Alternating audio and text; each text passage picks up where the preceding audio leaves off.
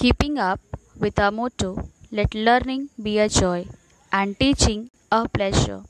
Here we are with the remote teaching and a learning process to bridge the gap. Happy learning, students. Hello, students. I, Miss Radhika Yadav, teaching at Thakur Vidya Mandir High School and Junior College, once again here with you, dealing with Civics of Standard 7, Chapter 2, Preamble to the Constitution. Now, students, when we talk about Constitution, we have learned that in the previous chapter that the Constitution is an important document clarifying the rules of administration. The Constituent Assembly made the Constitution of India, and our representatives have to carry out the administration as per the law laid down by the Constitution. Now, what is preamble? So, a preamble is an introductory of a constitution which lays down the ideals it attempts to promote. A preamble to an act of parliament gives its reason and purpose and lays down the aims and objects for which a particular act has been passed. The idea of the preamble has been borrowed from the Constitution of the USA. The Constitution of the Republic came into effect on 26 January 1950. As such, preamble provides the guidelines of the Constitution. The preamble, in brief, explains the objective of the Constitution in two ways. One, about the structure of the governance, and the other, about the ideals to be achieved in independent India. It is because of this the preamble is considered to be the key of the Constitution. Objective of preamble. The objectives which are laid down in the preamble are: first, description of Indian state as sovereign, socialist, secular, democratic, republic. Second, provision to all the citizens of India, that is, A. Justice, social, economic and political.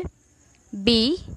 Liberty of thoughts, expression, belief, faith and worship. C. Equality of status and opportunity. D. Fraternity, assuring dignity of the individual and integrity of the nation. Purpose of having preamble. It includes the source from which the Constitution derives its authority, and it also states the object which the Constitution seeks to establish and promote. That is the purpose behind having the preamble. Preamble. We, the people of India, having solemnly resolved to constitute India into a sovereign, socialist, secular, democratic republic, and to secure to all its citizens justice, social, economic and political, liberty of thoughts, expression, belief, faith and worship, equality of status and of opportunity, and to promote among them all. Fraternity, assuring the dignity of individual and the unity and integrity of the nation.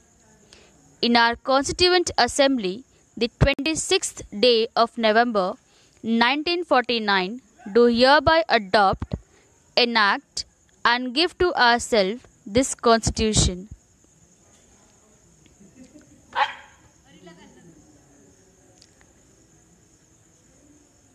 Now, students, the preamble begins with the words, "We, the people of India." It talks about the resolve of the Indian to constitute India into a sovereign, socialist, secular, democratic republic. Now, we shall now understand the meaning of each of these terms. So, first we have is sovereign. So, what is sovereign? Sovereign means absolute independence, that is, a government which is not controlled by any other power, be it internal or external. Now we'll see sovereign state. So India was ruled by Britain for a long period.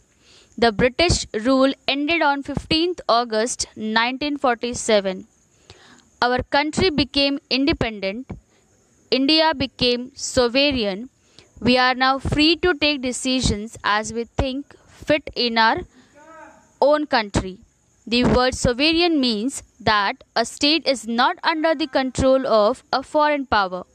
The most important goal of our freedom struggle was to acquire sovereignty.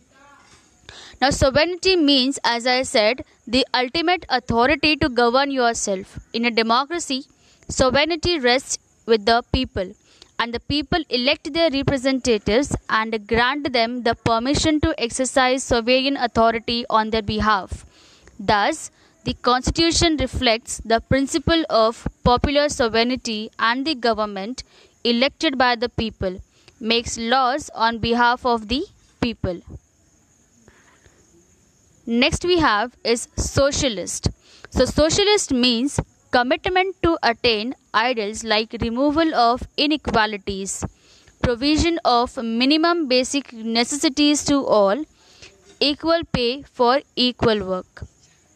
A social state is such a state where the gap between the rich and the poor is a minimum. All have a right over the wealth of the country. It is ensured that wealth is concentrated in the hands of a few people.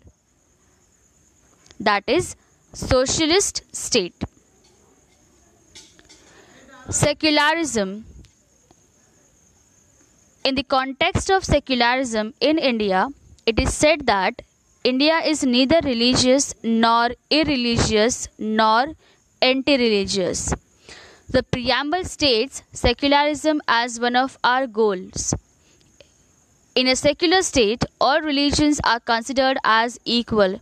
No one religion is considered to be the state religion. The citizens are free to follow their own religion, and states cannot discriminate among citizens on the basis of religion. Thank you, students.